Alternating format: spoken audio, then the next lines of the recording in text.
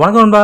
நான் உங்க ஸ்டடி பாய். நம்ம இன்னைக்கு இந்த வீடியோவில் பென் டெனிசன் பயன்படுத்தாம விட்ட சூப்பரான 5 ஏலியன்ஸை பற்றி தான் ரொம்பவே தெளிவாக பார்க்க போகிறோம். நம்ம பென் டென் சீரிஸில் வந்து ஏகப்பட்ட புது புது ஏலியன்ஸ் காட்டப்பட்டு இருந்தாலும் அதில் ஒரு சில ஏலியன்ஸை மட்டும்தான் பென் டெனிசன் வந்து யூஸ் பண்ணியிருப்பாரு, டிரான்ஸ்ஃபார்ம் ஆகியிருப்பார். மற்ற ஏலியன்ஸ் எல்லாம் அப்படியே விட்டுருப்பாரு, எங்கேயுமே காட்டியிருக்க மாட்டாங்க அவர் டிரான்ஸ்ஃபார்ம் ஆகிற மாதிரி. இன்னைக்கு எந்தெந்த ஏலியன்ஸை பென் டெனிசன் யூஸ் பண்ணாமல் விட்டாரு, அதோட பேர் என்ன, பவர்ஸ் என்ன அப்படிங்கிறத பற்றி ரொம்பவே தெளிவாக பார்க்க போகிறோம். இது வந்து பார்ட் 2 வீடியோ. பார்ட் 1 நீங்கள் இன்னும் பார்க்கல அப்படின்னா கீழே டிஸ்கிரிப்ஷனையும் கமெண்ட் பாக்ஸ்ல லிங்க் கொடுத்துருக்கேன், மறக்காம செக் பண்ணி பாருங்க. இந்த வீடியோவை இப்ப ஸ்டார்ட் பண்ணிடலாம். அப்ப சரி, ஆரம்பிக்கலாமா?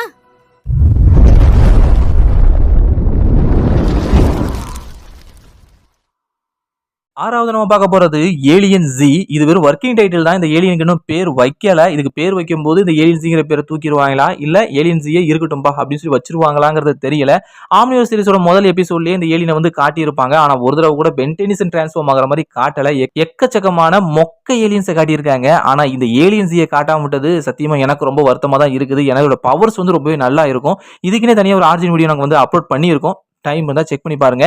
இந்த ஏலியனை பார்த்தாலே உங்களுக்கு தெரியும், பென்குயின் மேல இன்ஸ்பயர் ஆகி தான் இந்த ஏலியனை வந்து கிரியேட்டர்ஸ் உருவாக்கி வச்சிருக்காங்க. சோ இதுகிட்டையும் சில பென்குயின்ஸோட குணாதிசயங்களை வந்து நம்மளால பார்க்க முடியும். உதாரணத்துக்கு இதால வயித்தை வச்சு வேகமா தரையில ஸ்லைட் பண்ண முடியும் அப்படிங்கிற மாதிரி சொல்லியிருப்பாங்க.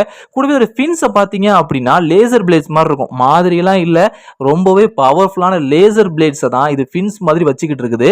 ஸோ அந்த ஃபின்ஸை வச்சு இதால ரொம்ப சுலபமா இரும்பு மாதிரியான உலோகங்களை கூட சுலபமா அப்படி வெண்ண மாதிரி கட் பண்ண முடியும் அப்படிங்கிற மாதிரியும் சொல்லியிருக்காங்க. எல்லாத்துக்கும் மேல இது ஒரு வாட்டர் டைப் ஏலியன் அப்படிங்கிறதுனால தரையை விட தண்ணிக்குள்ளதான் இதோட வேகம் வந்து படு பயங்கரமா இருக்குமாமா.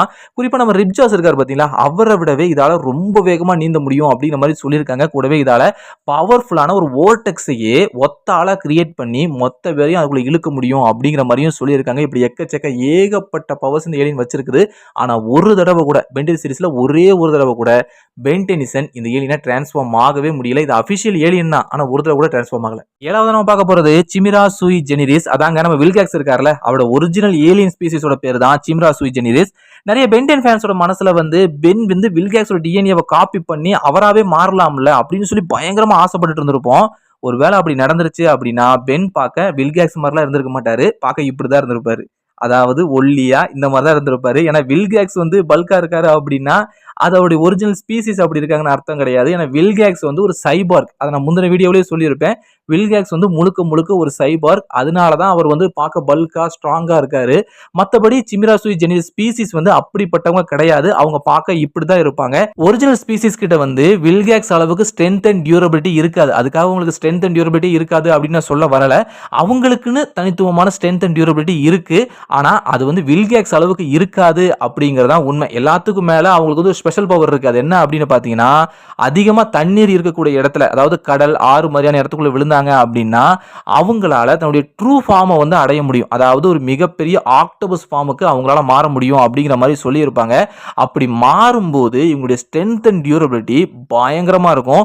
அது மட்டும் இல்லாமல் அண்டர் வாட்டர் பிரீத்திங், எலாஸ்டிசிட்டி, அந்த எலாஸ்டிக்கான டென்டக்கிள்ஸ் இப்படின்னு சொல்லி எக்கச்சக்க புது புது பவர்ஸ் வேற இவங்களுக்கு கிடைக்கும். அதாவது இவங்க நார்மல் ஃபார்ம்ல இருக்கிறத விட இவங்களோட ட்ரூ ஃபார்ம்ல வந்து இவங்களுக்கு அதிகப்படியான பவர்ஸ் இருக்கும் அப்படிங்கிறத வந்து தெளிவாகவே சொல்லியிருப்பாங்க. நம்ம வில்காக்ஸ் கூட நம்ம ஏலியன் ஃபர்ஸ்ட் சீரிஸோட கடைசி எபிசோட்ல அந்த மாதிரி டிரான்ஸ்ஃபார்ம் ஆகிற மாதிரி காட்டியிருப்பாங்க. அப்படி ஆகிறது மூலமா அவருடைய பவர்ஸ் கூட படு பயங்கரமா இன்க்ரீஸ் ஆயிருக்கும்.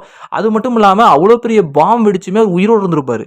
அதுலயே அவருடைய டியூரபிலிட்டி எந்த அளவுக்கு இருக்கு அப்படிங்கிறத நம்மளால பார்க்க முடியும். வீக்கா இருப்பாரு, ஆனா உயிரோடு இருந்திருப்பாரு. அதான் மெயினான விஷயம். அந்த அளவுக்கு அவருடைய டியூரபிலிட்டி வந்து ரொம்பவே அதிகம் அப்படிங்கிறத அந்த எபிசோட்ல ரொம்பவே தெளிவாக காட்டியிருப்பாங்க. ஸோ இவங்க வந்து இவங்களுடைய நார்மல் ஃபார்மை விட ட்ரூ ஃபார்ம்ல ஓவர் பவர்டான ஒரு கேரக்டரா இருப்பாங்க. எட்டாவது நம்ம பார்க்க போறது மீலி மவுத். மூஞ்சி முழுக்க வாயை வச்சுட்டு இருக்கக்கூடிய இந்த ஏலியனோட மெயின் பவர் என்ன அப்படின்னு பார்த்தீங்கன்னா பொய் சொல்றது. ஆமாங்க, விளையாட்டுக்கெல்லாம் சொல்ல, ஒரிஜினலாகவே இந்த ஏலியன் வந்து பொய் சொல்லும். அதுதான் இதோட மெயின் பவராகவே இருக்குது அப்படிங்கிறத கிரியேட்டர்ஸ் தெளிவாகவே சொல்லியிருக்காங்க. இதெல்லாம் ஒரு பவரா அப்படின்னு சொல்லி கேட்டிங்க அப்படின்னா ஆமாம், இதுதான் இந்த ஏலியனோட ஒரு ஐகானிக்கான பவர் அப்படின்னு சொல்லலாம். இந்த ஏலியன் ஒரு மனுஷனை பார்த்து நீ வந்து மனுஷனே கிடையாதுப்பா, நீ ஒரு கோழி அப்படின்னு சொல்லிருச்சு அப்படின்னா அந்த மனுஷனோட மைண்ட் இருக்குது பார்த்தீங்கன்னா, அது வந்து கொலாப்ஸ் ஆயிரும். அது கொலாப்ஸ் ஆகி அந்த மனுஷன் வந்து தான் ஒரு மனுஷன் அப்படிங்கிறதே மறந்து ஒரு கோழி மாதிரி நடந்துக்க ஆரம்பிச்சிருவான். அதாவது இந்த ஏலியன் வந்து பொய் சொல்லும்போது அந்த பொய் வந்து ஆப்பனண்டோட மைண்டுக்குள்ள போய் அதை உண்மைன்னு சொல்லி நம்ப வச்சு அவனை வந்து ரொம்பவே ஒரு கொலாப்ஸ் பண்ணி விட்டுரும் அப்படிங்கிற மாதிரி சொல்லியிருக்காங்க. இதுதான் இந்த ஏலியனோட மிக முக்கியமான பவராகவே இருக்குது. கேட்கவே கூலாக இருக்குதுல்ல. கொஞ்சம் யோசிச்சு பாருங்களேன், பொய் சொல்றதெல்லாம் ஒரு பவர்னு சொல்லி கொடுத்து வச்சிருக்காங்க. சூப்பராக இருக்கு இந்த ஐடியா. ஆனால் இந்த ஏலியனையும் பென்டென் சீரிஸில் எங்கேயுமே வந்து பென் யூஸ் பண்ணுற மாதிரி காட்டியிருக்க மாட்டாங்க. ஆக்சுவலாக இது பென் யூஸ் பண்ணுற மாதிரி இல்லை, பென்டென் சீரிஸில் எங்கேயுமே காட்டியிருக்க மாட்டாங்க. மற்ற ஏலியன்ஸையாவது எங்கேயாவது காட்டியிருப்பாங்க.